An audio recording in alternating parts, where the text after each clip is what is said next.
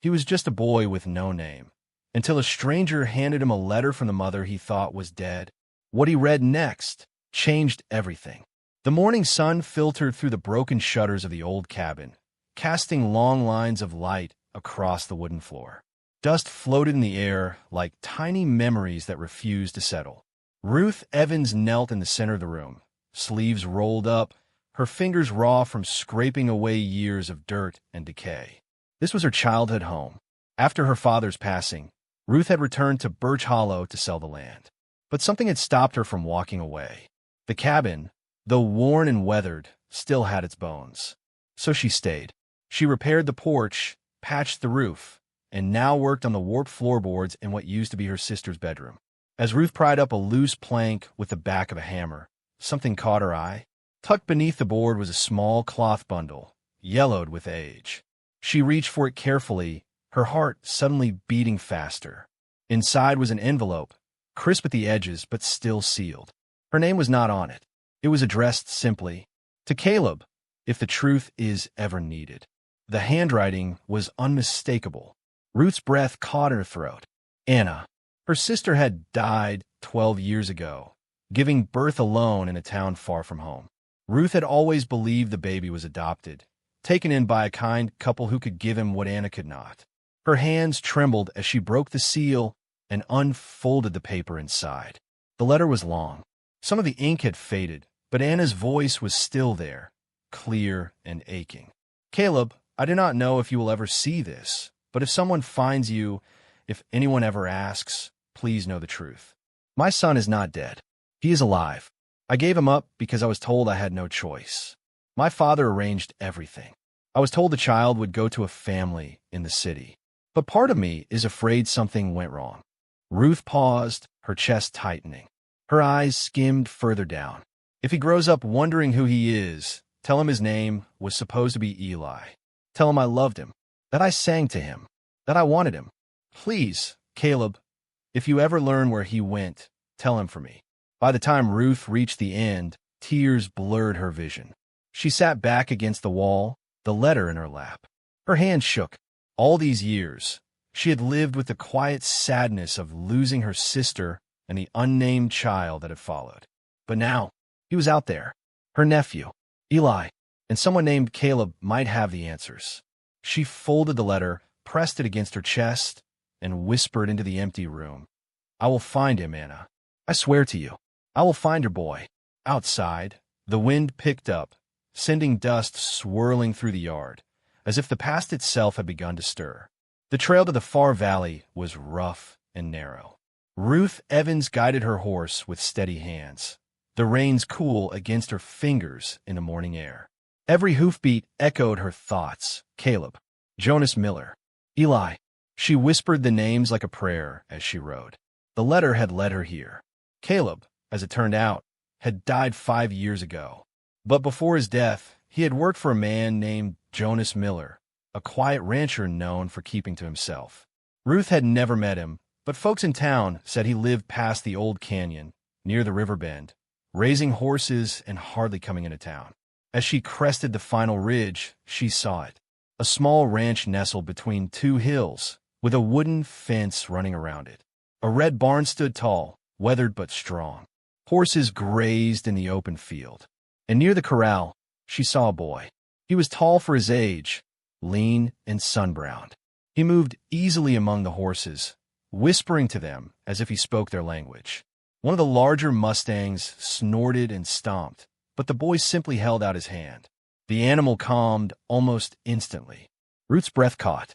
The way he stood, the shape of his face, the sharp curve of his jaw. It was like looking at Anna again. She dismounted quietly, heart pounding. She had not planned what to say. She only knew she had to see the man who raised this boy. The front door of the house opened. A man stepped out, broad-shouldered, gray-bearded, with a limp in his left leg. He wore a worn leather hat and looked at Ruth without surprise. "You're the woman asking about Caleb," he said plainly. "I am," she replied. "You must be Jonas Miller." "I am," he repeated. Then, after a pause, "You came a long way for old ghosts." "I came for the boy," Ruth said. "Is his name Eli?" Jonas's face twitched, not with surprise, but with something else. Resignation, maybe. Or guilt. Eli, he said slowly, is what I started calling him when he was little. He never had a real name. Just a baby, wrapped in a shawl, left near the river. I found him by accident. Brought him home. Figured someone would come looking, but no one ever did. Ruth looked past him to the boy again. Eli had sat down in the grass, letting a young foal sniff his hand. His laugh, sudden and soft, carried across the field. That boy, Ruth whispered, is my sister's son. Jonas said nothing. I have a letter, she added. From her. From Anna. She thought he was safe. That someone adopted him. Maybe that was the plan, Jonas said, finally looking at her. But it never happened. The wind rustled the trees around them. Ruth looked at Eli again. She had found him. But now came the harder part, telling him who he truly was. The next morning, Ruth stood near the fence, arms resting on the wooden rail, watching the boy move through the corral like he belonged to the land itself. Eli was quiet, not the kind of quiet that came from shyness, but the kind that came from watching everything. His eyes were sharp but not cold. They missed nothing. He studied the horses, the sky, even Ruth, though he said very little. Jonas had given her a room in the back of the house. Just for a few nights, he had said, until you figure out what comes next. Eli had not asked who she was. He had only nodded politely when introduced, then walked away to feed the horses. Ruth had not pressed. Something in his stillness warned her. This boy trusted slowly, if at all. But she watched him now, and what she saw made her chest ache. A wild black mare paced the far side of the corral, ears pinned back, muscles tense. Most boys would have used a rope or a whip. Not Eli. He stood still, just breathing, just waiting. Then, softly, he began to hum. Ruth's hand tightened on the fence. It was not a song she had heard in years. A lullaby. One Anna used to sing on summer nights, rocking gently in the old porch chair, arms folded over her belly. When the wind is low and the stars hang high, close your eyes, little one, do not cry. It was not exact. The tune had shifted, and the words were gone. But the melody was the same, deep and soft, and made of memory. The mare's ears twitched. She turned toward the boy, nostrils flaring. Eli took one step forward. The mare snorted, but did not back away. He hummed again. The notes carried on the breeze, low and steady. And slowly, the horse stepped forward, one hoof at a time, until her nose brushed the boy's shoulder. Ruth felt tears sting her eyes. It was not just talent. It was instinct. The same instinct Anna had shown with animals, with children, even with Ruth herself when they were girls. Ruth remembered hiding under the bed during thunderstorms and Anna crawling in beside her, singing that very lullaby. Eli patted the mare's neck. Good girl, he whispered. Then he looked up. Their eyes met, hers full of unshed emotion, his calm, unreadable. He said nothing, just turned and walked the horse back to the stable. Later, inside the house, Ruth sat by the fireplace with Jonas. He hums her song, she said quietly. Jonas stirred his coffee, but did not look up. He has always done that, since he was a baby. I never knew where he got it from. He got it from Anna, Ruth said. She sang that song every night. He must have heard it before he was born. Jonas looked toward the window where the boy's shadow moved behind the barn. He does not remember anything from before, he said, but something inside him still does. The fire crackled softly as dusk fell over the valley. Ruth sat at the old wooden table in the kitchen, her hands wrapped around a warm cup of tea. Jonas stood by the window, his arms crossed, eyes fixed on the fading light outside. Eli had gone to bed early, worn out from the long day. The boy had not said much to Ruth, but she had noticed the way he glanced at her when he thought she was not looking. He feels something, she had said earlier, even if he doesn't know what. Now, in the quiet of the house, Ruth turned to Jonas. You said you found him, but how exactly did it happen? Jonas let out a long breath and finally sat down across from her. It was 12 years ago, he began, back when I was working near the southern border. I was with a group of men, rough types. We hauled freight, sometimes legal, sometimes not. I did not ask too many questions back then. His voice was low, almost ashamed. One morning, after a long night of riding, we stopped to rest by the river. I went off by myself, looking for firewood. That is when I heard it. A sound like crying, soft and broken. Ruth listened, still and silent. There was a bundle near the rocks, wrapped tight in a worn shawl. I thought it was laundry at first, but then it moved. He paused. I opened it, and there he was. Tiny, cold. His lips were blue. He had stopped crying by the time I picked him up, just made these weak little sounds like he was too tired to fight. Ruth swallowed hard. Was he hurt? No, just left, like someone thought the river would carry him away. Jonas looked at her. He had a silver pendant around his neck. It had the initials A on it. Ruth's hand flew to her mouth. Anna Evans, she whispered. Jonas nodded. I knew what those men were doing. I had heard talk about babies sold off in the cities. Poor mothers promised safe homes, but the children never made it there. I never thought I was part of it, until that day. And you didn't say anything? Ruth asked. Her voice trembled. Not to the law, not to anyone. No, Jonas said. I took the boy and left that same night. Rode north. I cannot trust anyone, not even myself. You raised him, she said quietly. You saved him. I raised him, he agreed.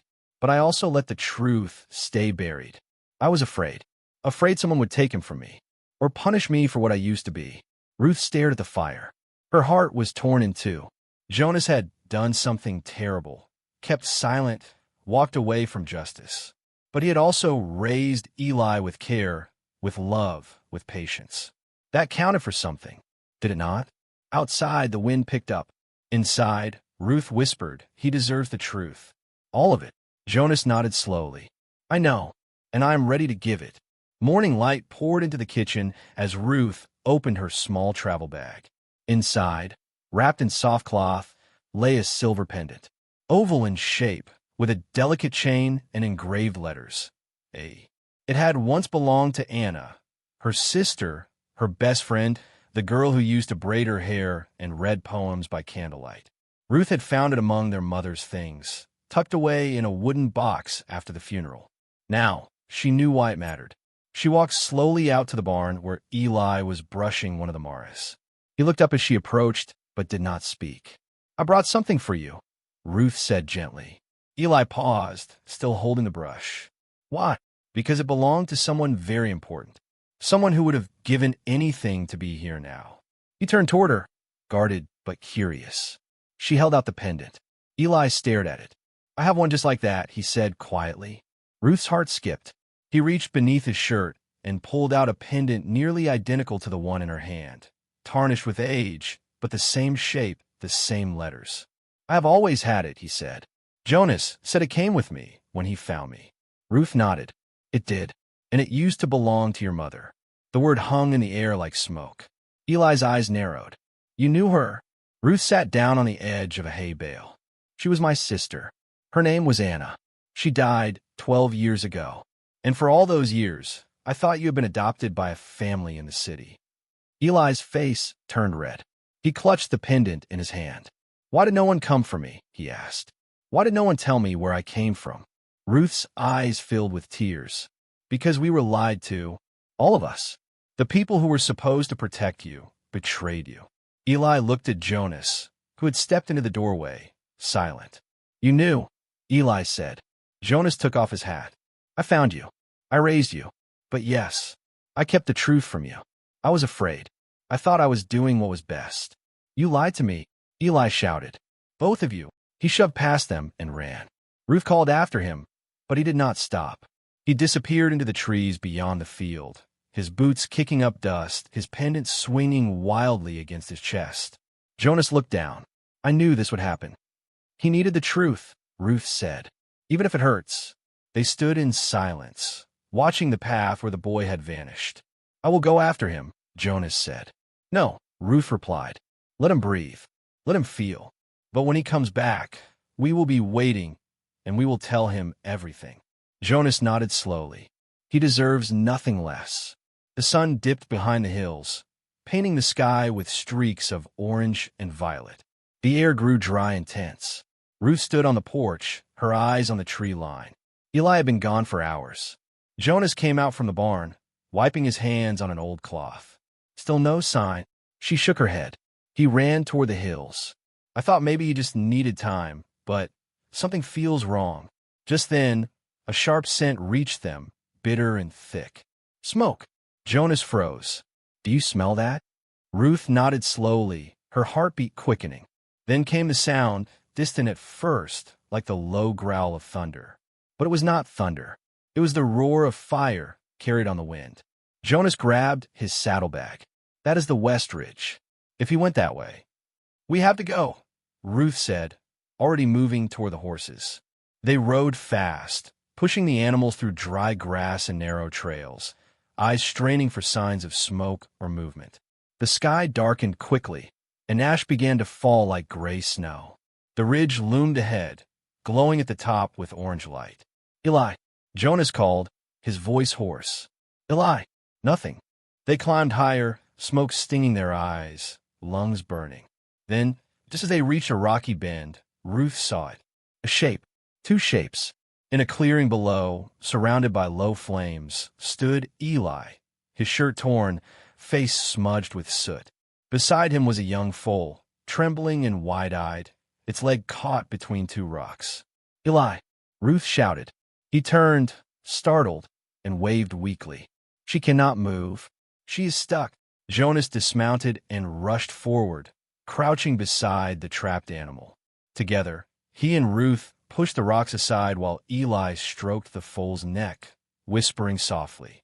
With a final heave, the rocks gave way. The foal stumbled free. Ruth took the rope from Jonas's saddle and quickly looped it around the animal's neck, guiding it toward safety. Then she turned to Eli. You could have died, she said, voice shaking. I had to help her, he said quietly. She was left behind, just like me. Ruth knelt and pulled him into her arms. He did not resist. I know you are angry, she whispered, but I will never leave you behind. Not ever. They rode back through the dark, the fire now distant behind them. Eli swayed in the saddle, exhausted. Jonas rode close, his hand steady on the boy's back. By the time they reached the ranch, stars were out. Inside, Ruth helped Eli into bed, brushing soot from his hair. Jonas brought water and laid a blanket over him. Is the foal safe? Eli murmured. She is fine, Jonas said. Thanks to you. Eli closed his eyes. As sleep took him, Ruth sat beside the bed, her hand resting on his. For the first time since she arrived, he did not pull away. The fire on the ridge had nearly taken him, but it had also brought him back. Morning came soft and quiet. The fire was out on the ridge. A few black streaks marked the hills, but the ranch was untouched. In the small bedroom, Eli still slept, his body curled beneath the quilt, breath steady but shallow. Ruth sat in the chair beside him, holding a folded piece of paper in her hands. The letter. Anna's letter. 12 years had passed since her sister had written it. 12 years of silence, of guessing, of hoping. Now Ruth knew it was time. Eli stirred and opened his eyes. He blinked at her, not pulling away. I have something, Ruth said softly. Something that belongs to you. He sat up slowly. His hair was messy, and his eyes looked older than they should. Ruth unfolded the paper carefully and held it in her lap. This was written by your mother, she said. Her name was Anna. She was my sister. Before you were born, she wrote this letter for the man she believed would raise you. She wanted him to know who you were and who she was. Eli nodded once, silent. Ruth began to read. To the one holding my child, if you're reading this, it means you are caring for my son. Thank you. His name is Eli. He was born on a stormy night, and the first time I held him, he was already perfect. I wish I could be there to watch him grow. I wish I could tell him myself how much I love him. But life does not always give us what we want. So I ask this, raise him gently. Let him be curious. Let him be wild. Let him fall and help him rise. Let him cry. Let him laugh. Let him know he is wanted. Tell him that his mother loved the stars, that she dreamed of faraway oceans, that she believed in second chances. Tell him that he was never a mistake. He was always a miracle. Ruth's voice broke on the last word. She lowered the letter and wiped her eyes. Eli sat very still. Did she die? He asked quietly. Yes, Ruth said. The night you were born. He looked down at his hands, twisting the edge of the blanket between his fingers. She wanted me. She wanted you more than anything. Eli's lips trembled. All my life I thought. I thought maybe I had been thrown away. Ruth reached out, slowly, carefully. She laid her hand over his. He did not pull back. You were never thrown away, she said. You were taken. But even then, you were loved by Jonas and now by me. A tear slipped down Eli's cheek. Then another. I do not know how to feel, he whispered. You do not have to know, Ruth said gently. Just let yourself feel whatever comes. He nodded, his small hand still resting in hers. In that quiet room, filled with sunlight and ghosts, Eli closed his eyes and let the tears come. A week passed. The smoke on the ridge had cleared, and the land had returned to its usual quiet. But something inside the house had changed. Eli no longer avoided Ruth's eyes. He no longer sat at the edge of every room. He asked questions now. He listened. He stayed close. One afternoon, Ruth stood by the corral, watching him work with the same foal he had saved from the fire. Her name was Willow. She followed Eli like a shadow, her trust complete. Jonas joined Ruth at the fence. He folded his arms and watched in silence. He has a gift, Ruth said. I know, Jonas replied. I was thinking, Ruth continued, that maybe it is time we gave him something bigger. Not just the truth. A future. Jonas turned toward her. I restored the old cabin before all of this started, she said. It is small but strong. There is land around it, a stable that just needs repairs, and a wide pasture. What if we turned it into a place for him? A school of sorts. For horses. For life. Jonas frowned. A school. For Eli. Ruth said. And maybe for others too. You could teach them. You both could. That boy out there, people would pay just to watch what he can do. Jonas looked uncertain. You would not need to leave your ranch, Ruth added. We could move there together. Start fresh. If you wanted. Jonas rubbed the back of his neck. That is your home. I do not want to be in the way.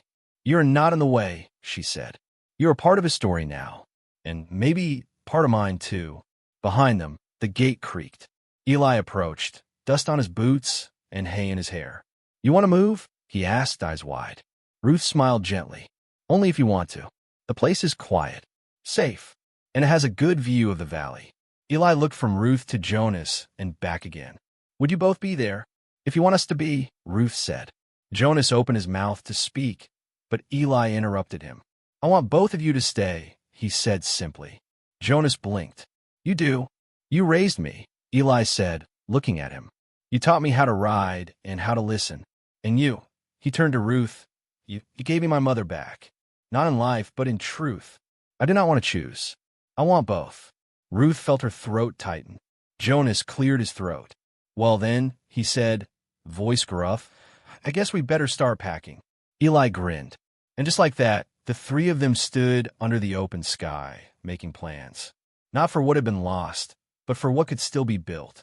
A boy, a woman with a broken past, and a man who never thought he deserved forgiveness. Together, they were ready to begin again. The cabin stood on the rise like it had always been waiting for them. Its walls were strong now, the roof no longer leaking, the windows clean and clear. Wildflowers grew along the fence line, and the pasture rolled out like a soft green sea. Inside, it smelled of pine wood and bread. Of beginnings. The town of Birch Hollow watched, curious. Some folks whispered. A woman, a boy, and a man, not blood, not bound by marriage, living together under one roof. It was not what people expected, but Ruth no longer cared what they thought. She had spent too many years worrying about things that never truly mattered. What mattered now was Eli. He started school the following Monday. Ruth had expected resistance, but he surprised her by asking what to wear and brushing his hair twice. She packed his bag with fresh paper, pencils, and the pendant she gave him for courage. When he returned that afternoon, dusty and tired, he dropped his bag and said simply, I liked it. That night, Ruth pulled out the old music book Anna had once owned. Do you want to learn to read this? She asked. Eli tilted his head. You mean like songs? Yes, Ruth smiled. Songs your mother used to play. He nodded. Each evening, they sat at the table while Ruth pointed to notes and hummed softly. Eli listened carefully, then tapped rhythms on the wooden table. His hands were strong but gentle. He was learning more than just music. He was learning where he came from. Jonas, too, had his lessons. One afternoon, he brought out a box of carving tools. "Time you learned how to work with your hands," he said. He showed Eli how to sand a block smooth, how to follow the grain of the wood, how to carve without forcing it. Eli's first project was a small horse, its legs uneven, its eyes too big. But Ruth kept it on the windowsill anyway. On weekends, they worked outside together. They fixed the sagging fence, painted the porch a warm honey brown. Ruth planted herbs near the kitchen door. Jonas repaired the barn roof. Eli built a swing between two trees. They cooked meals together, sat by the fire, told stories. Some nights were still quiet, too quiet but not cold. Something had begun to settle among them. Not just comfort, belonging. They were not perfect. They had wounds that would take time to heal. But they were not alone anymore. And every time Eli called Ruth by her name, or sometimes just ma'am with a shy grin, she felt something bloom in her chest. Family, not made by blood, but built by choice, by trust, by time. The sun rose warm and golden over Birch Hollow the morning Eli turned 13. He was already outside when Ruth stepped onto the porch, a small box in her hands. Jonas followed behind, holding a folded quilt he had stitched himself, each patch a memory from the last year. One square held a carved horse, another a music note, and another a star. Eli stood beneath the old oak tree at the edge of the field, the same tree where they had tied the swing last fall. The breeze moved through its leaves like a soft song. Ruth walked over and placed the box in his hands. He opened it carefully. Inside was a leather-bound book, worn at the edges but still strong. On the first page, in faded ink, it read, "The Writings of Anna Evans." Eli stared down at it. His fingers brushed the pages slowly. "She used to write everything," Ruth said softly. "Her dreams, her poems, her thoughts about the world. She never thought anyone would read them. But I think she would have wanted you to." Eli nodded, too moved to speak. Then Ruth reached into her pocket and handed him a folded piece of paper. He looked at her, puzzled. She smiled gently. "You have been carrying one name your whole life. But now, you get to choose what you carry forward. These two names, they both belong to you." Eli unfolded the paper. On it were written two names, Eli Evans, Eli Miller. He stared at them for a moment. Then, without hesitation, he turned the paper over and wrote something new on the back. He held it up, grinning. Eli Miller Evans. Ruth laughed through her tears. "That is a long name."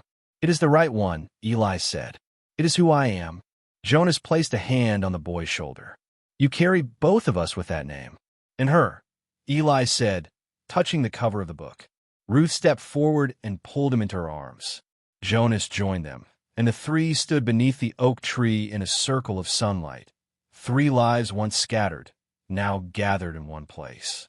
Later that evening, they shared cake by the fire, candles flickering as laughter filled the room.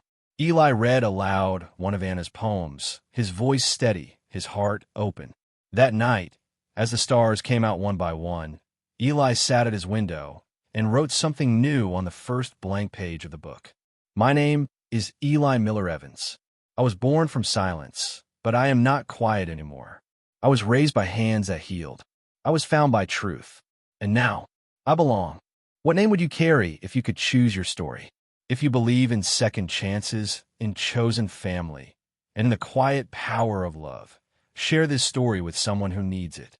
And if you want to hear more stories like this, about love that heals, families that choose each other, and the quiet strength found in unexpected places, subscribe to our channel and stay with us for the next journey. Sometimes, home is not where you started. It is where someone finally says you belong.